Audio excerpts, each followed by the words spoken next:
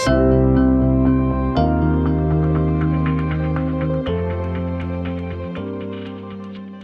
and welcome to the Culture Corner Live. Emil here with two good mates. We've been trying to get this underway for a few weeks now. Cody, I think you went off to Ireland and then I changed the date, but here we are with beautiful Nancy Spotton and Cody Royal. Nancy, how are you? I'm amazing, and it's so good to see you too. Great to have you on. And Cody, how are you, mate? Doing really well, mate. Thank you for bringing us together. I've written about both of you in my book, so I'm absolutely delighted to spend time with you. Fantastic. So I'm only going to call it out now. This will be number one of many, I believe. Nance, would love just to learn a little bit about you. Give us your 2 to 3 minutes of who you are and what you get up to, so it's really relevant for our listeners and viewers today. I'll share it in a 7-second story. When I was 16 years old, I read a book, and the book told me I should be a coach. But when fast forward 5 years, I'm standing at the top of the World Junior Alpine Ski Championships as a coach. But when I lifted my head, looked around the start area, all I could see was 39 dudes and me. I couldn't see myself as a coach. And at the same time, I was offered a job in business. I went all the way to the top of the ladder, got cancer, fought cancer for 2.5 years at the top of the ladder after 18 years of leading teams. Wow. And I turned my face to the sun one day. I asked myself, what makes my heart sing? I went back, did my master's, and now I'm a master performance coach. That's what makes my heart sing. And I do it with data. So I intersect between brain science, data science, and brand amplification. And it's a weird space that I as a coach exist in, but powerful. I love it. I love it. So much to unpack there. And Code, what have you been up to the last little while since your first episode, I think, on the Culture Couch with Ruzi and myself?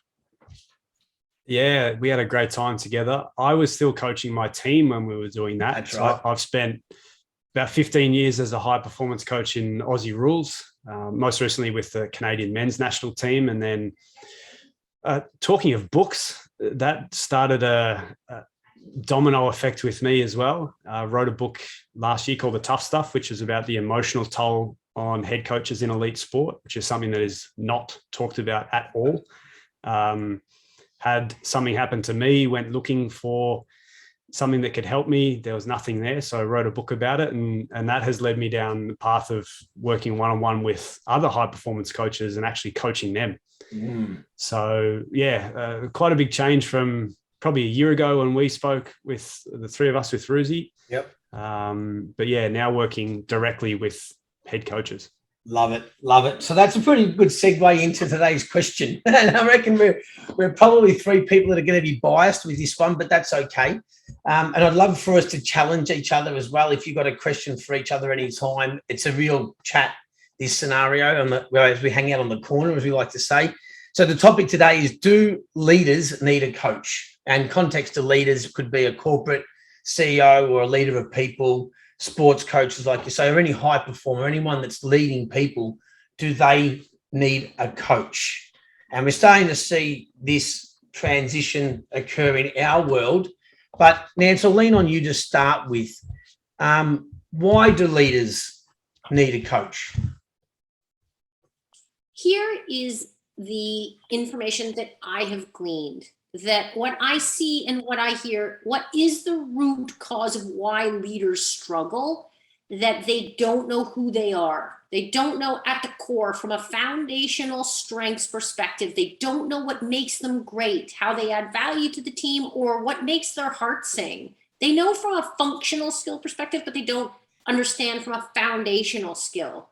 And that is so important, how you pay attention. Do you think from a macro view or a micro view?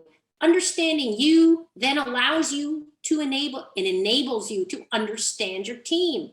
Yeah. And that's where it fundamentally breaks down. Yeah. And nobody knows. I'll quote one piece of data.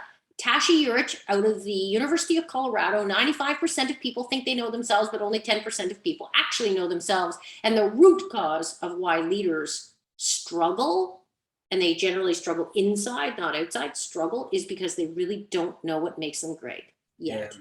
That's where coaches add value. Yeah. Cody, in your journey, have you felt that does that resonate with you going through your personal journey in coaching? Yeah, definitely. And, you're seeing that more and more. And I'd add on top of that is that now we're in such a dynamic workplace that the speed of change has kind of made it a lot more complex in leadership. And the support infrastructure around leaders hasn't kept up with that speed of change. So we see that in professional sports, where 20 years ago, most of the teams were one head coach and an assistant coach, and that was the whole staff. And now you look at it and there's departments, there's analytics, there's medicine, there's sports science, there's yada, yada, yada, departmental. Now you've got to be an expert in organizational dynamics, plus coach the team, plus try to be self-aware, plus go home and drop it all. So that you can have dinner with your wife and your kids. And so now we're in a really complex social science. And so, the obvious answer to the question is yes, leaders need coaches, because what a coach can do is have an objective view and guide your awareness to places that you either can't see or you're not seeing in yourself, to link it back to that, the self-awareness piece that Nance is talking about. Yeah. It's massive. I know in our work that when we take teams through the profiling part of our journey into the system, there's this, thank God, thank God I'm a high D or a high red, and I'm, or I'm a green, I'm a carer and I'm a nurturer, and this is hurting my feelings. There's that big sigh of relief where they go, and I remember this very clearly back in the day, and still learn it every day when you actually go back to your profile and realize that gives you anxiety. So, okay, well, that gives you anxiety. Who can I lean on to help me alleviate that, right? So there's a massive sigh of relief when people actually, to your point, Nance, go through the process of actually realizing for many leaders, it's actually just learning that there are profiles. There's introversion and extroversion. There's task focus. There's relationship focus. That in itself as a construct can help many people just go, oh, it's okay. I'm okay to be me, right? Then once that occurs, Nance, what has to happen then? Once the person's realized that they're okay, there's other people out there like them. What's the journey that you take leaders on once they actually do understand themselves at a deeper level? The sigh of relief is so rewarding as a coach. It's like you feel their energy and their stress just exit from their system. And I get a lot of tears.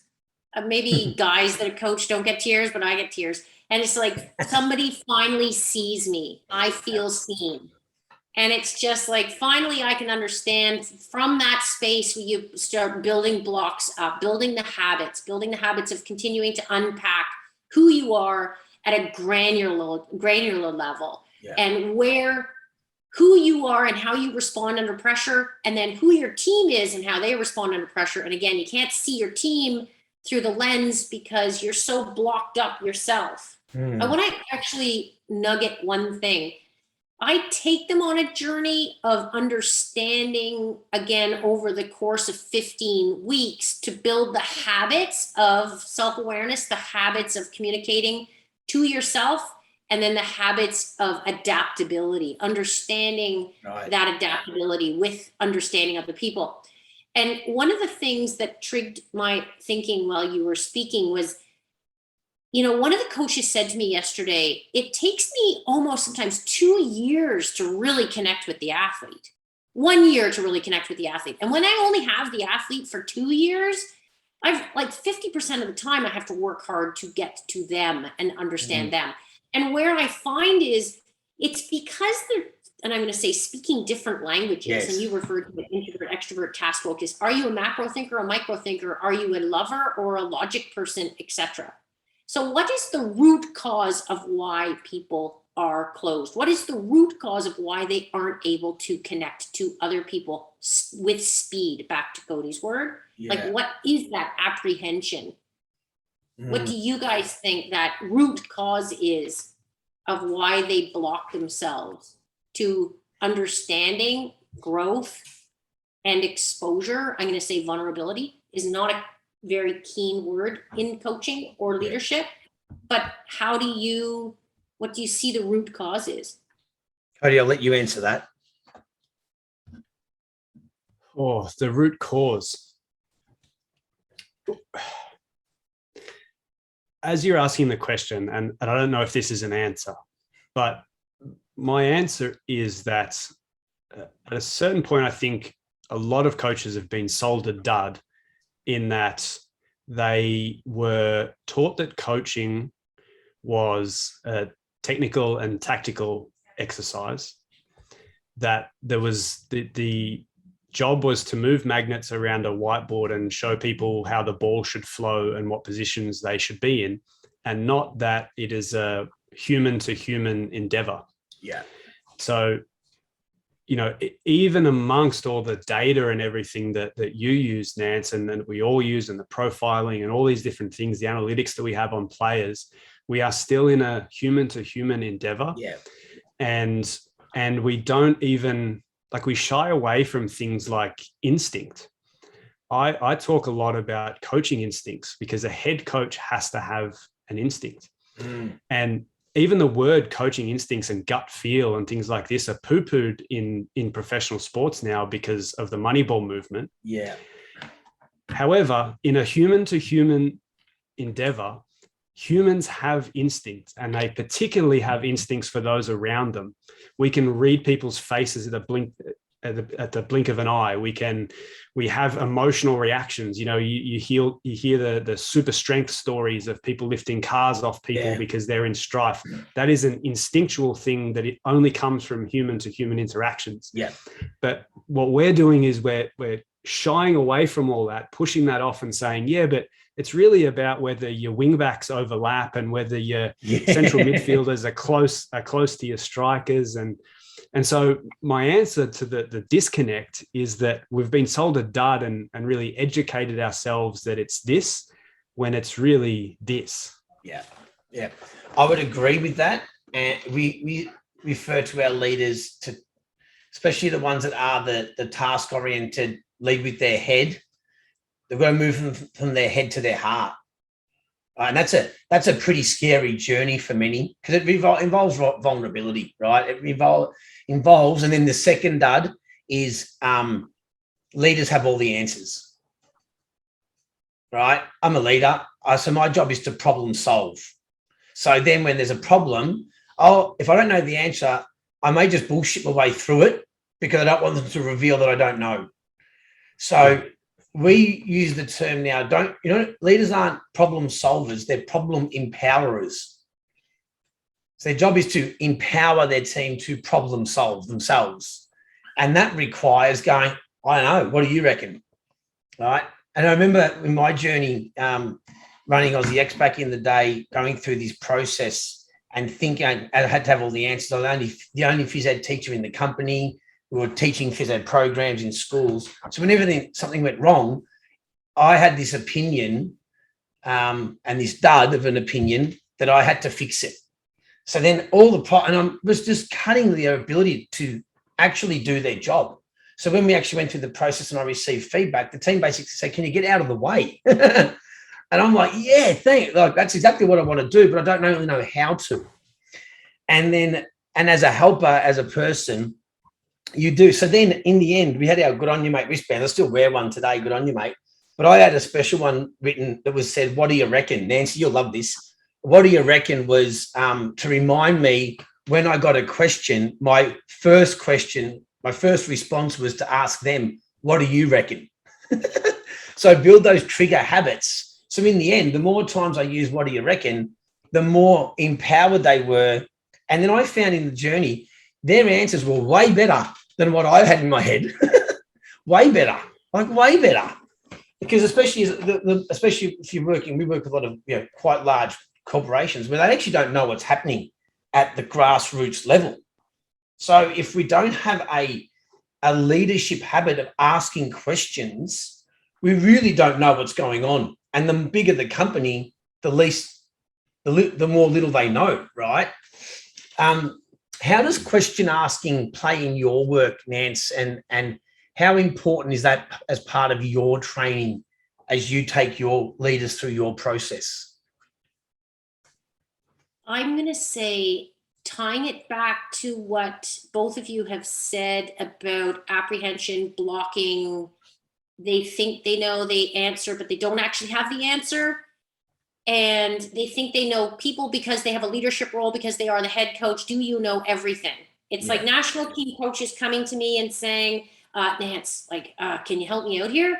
And don't tell anybody that I'm asking for help, because I don't want anybody to know that I don't know the answer. I'm going to back up for a second. I'm going to come back to that asking question in a second. What's the root that I see? The root, if you study Paul Zach's work, Paul Zach talks about the neurochemical of oxytocin. Oxytocin is the chemical that connects people to trust. Yeah. And what's the root of why trust, or the oxytocin, neurochemical of oxytocin, is blocked? It's because testosterone blocks oxytocin. Testosterone, puffing up like a peacock, and how people, I'm going to come back to data for a second.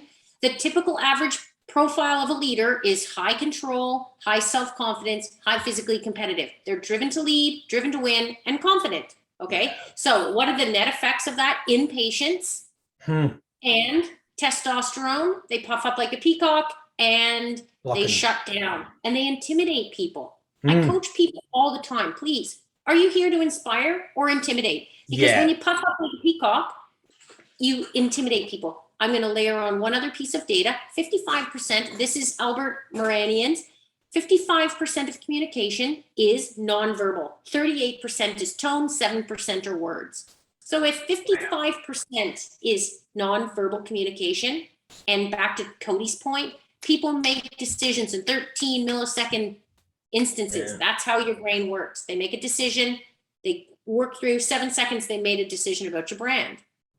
Wow. When you're scaring the crap out of them, it's funny you say that. you're triggering a testosterone response in them. All of a sudden, you don't understand. The psychological safety piece just gets smashed.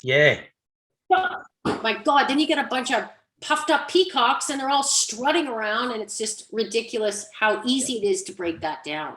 But it's even bringing that to their attention. And I'll conclude with this. It's about asking questions, and it's simply about the questions are intentional to move what is existing in your subconscious to your conscious self, and then wrapping some words around it. Because really everybody knows, people who are high performers know themselves. They just don't pay attention enough to themselves. And then that peacocking becomes a little bit of calcium, like calcium around your heart. Like you have to really work hard to chip that calcium away after they've built the habit of peacocking. Well, what if people don't know that I don't know?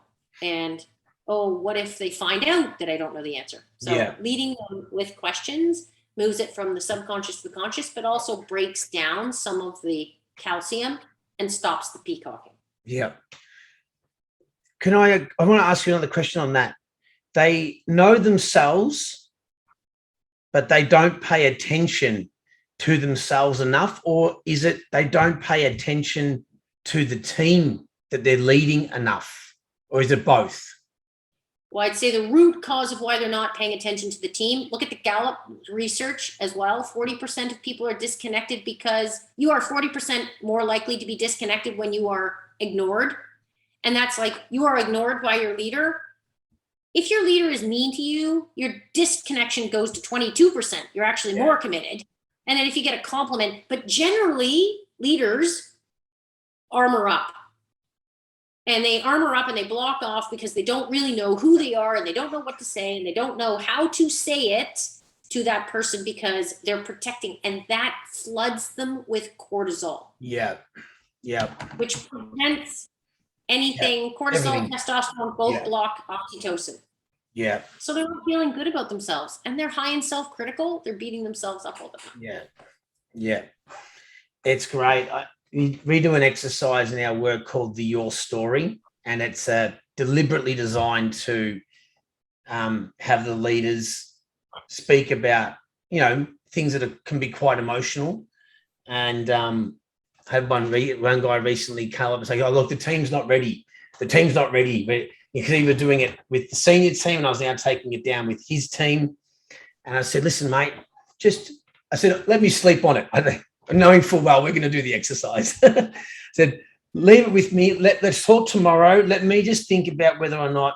Anyway, I ran the first session with the group and realized that they were more than ready. And in fact, they needed it because they were so calcified, if you will, right? And then we went through the process, and the leader that was the guy we were coaching, he was the one that broke down in it. And it just won him so many dollars in the trust bank. It was just ridiculous. And at the end of it, he's like, thanks, Fee. He goes, I owe you a beer for that. Because you can move people quite quickly, can't you, Nance? You can get them out of that head and break down that calcium pretty quick. For you, Code, and the people that you're working with, what happens if they're the opposite? If they're the open book and they're not the peacock, they're quite the opposite. How do you deal with people that are really quite heart-centered and maybe a bit too lovey, if you will, to use your term, Nance? What happens then? Yeah, so I mean, this is where kind of sport coaching is going in general. You're seeing more of those heart-centered coaches get top jobs and less of the kind of dictatorial guys and girls of the past. And so then it becomes about action, right? And so being emotional and taking on, I call it the weight. I wrote a whole chapter about the emotional weight that coaches are under, and that can become quite crushing and kind of rob you of your talent. If you think about it piling up on top of you, and we've even been acting it out as we've been talking about it, right? Like, when you start to get through that layer of rock and take some weight off people's shoulders, they actually have a physical reaction of it, and you can actually see it on them. And so, all this is to say, for those heart-centered coaches that maybe take on more of the weight onto themselves from other people's emotions, because sport is very emotional. It becomes about action. Okay, you can take on that weight, but what are you going to do about it? Or you can have that difficult conversation. You have to have that difficult conversation with someone. It is going to be hard on them that you're deselecting them from the squad, but the action is you have to have the one-on-one conversation with them. And so it's almost the opposite of the same really of the quiet leader that doesn't say anything, that we were talking about earlier, where they don't talk to the team at all. It's the action for them as well. Go and have the conversation. But it's also the same for that heart-centered person that maybe is a bit apprehensive to have a difficult conversation or upset someone, because they'll themselves have an emotional reaction, but you kind of nudge them in that direction and say, it's okay for you to feel this way and to empathize with this person and be vulnerable together, but you have to do the thing. I'm going to add something. Hold on a second. This is good. I like this. Here's where two things to add to that. One is build intentionally with data. Your coaching team, building people with strengths who aren't your strengths. I'm high in support and affection, I would intentionally hire somebody who has high logic, so we balance each other and keep each other centered. And that comes back to the question of the day. Do leaders need coaches? Well, there is a great example. Yes, leaders need coaches, because if you are high in support and affection, low in criticism and anger, you have less logic. You like to please, you like to make sure, you worry about players. And when you have a coach, that coach will teach you how to give feedback. That coach will teach you how to cut a guy from the team. Exactly what Cody does. Exactly what I do. We help coaches understand how to connect with their athletes and leverage those strengths. And that's what you do with a leader or all the leaders that you work with.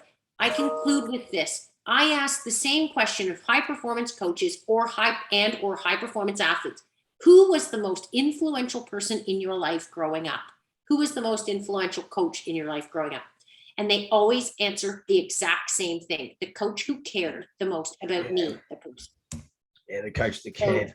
I love it. So the answer is yes, a coach needs a coach, or a high performance leader needs a coach. Absolutely. So that when they are high support defection, they learn how to build their team, number one. And number two, learn how to provide feedback so that they're not hurting people. Yeah, I love it. I love it. We've opened a can of worms. It's 22 minutes, so I'm going to shut it down there. I think there's hopefully a bunch of people who've watched this going, like your first book, Cody, it was a real chin stroker. There was, I remember reading Where Others Won't, and I'm thinking, where's the solutions? Because all these 50, 60 stories, and I'm like, you've just opened it up, and I got to the end of the book, and I'm like, right, I've solved no problem, but I'm thinking now, hopefully that episode has really brought to our attention, and hopefully a bunch of viewers and listeners have done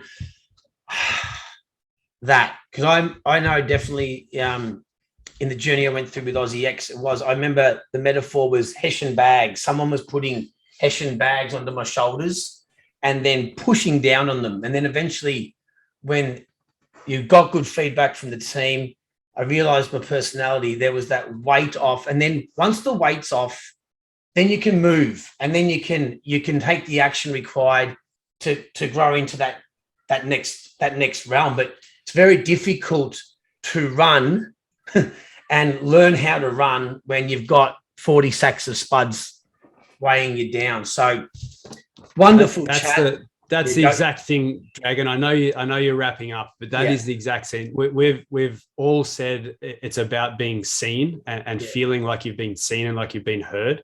Yeah. And that's the thing. Like, I only work with head coaches and I only work with the elite, and having another head coach to talk to be able to empathize with the problems and be a sounding board, and just someone who'll just say, that's okay, I've messed up deselection as well. You just, thank you. Yeah, that is step one for leaders, is have a conversation with a coach or a potential coach or someone in your industry, and just feel that we're talking about, and you'll be able to see how this is going to be beneficial. And the answer is you do need a coach. Yeah. Nancy, have you got any final comments? I see you're writing down there. I love what you're writing down. What's your final comments for the viewers today? I learned that there aren't enough of us out there yet. And we are leading the way. And the best thing I heard the entire thing is the 40 sacks of spuds. And that to me is like that weight lift, the 40 sacks of spuds. That's exactly what we see, what we hear. And when you live in your authentic self, when you feel good about you, you will reach max performance. Your team will reach max performance. It will drive impact. And that as a leader is what you need. And yes, I agree. So much respect for the two of you, that we are all connected on that. So proud of you for doing it. Love it. Thanks so much, guys. Wonderful episode. This is episode number 1 of many, I hope. Hopefully you got a lot out of that, viewers. Thank you so much for hanging out on the Culture Corner Live. We'll see you next time. Cheers for now.